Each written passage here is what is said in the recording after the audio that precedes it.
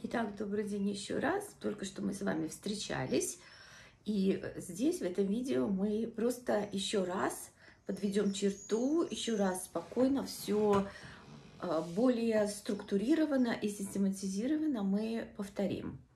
Итак, первая деклинация, первое склонение относится существительные мужского рода с окончаниями «с», «ш».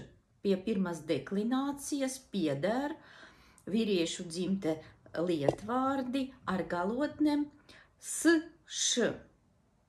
Piemēram, пример.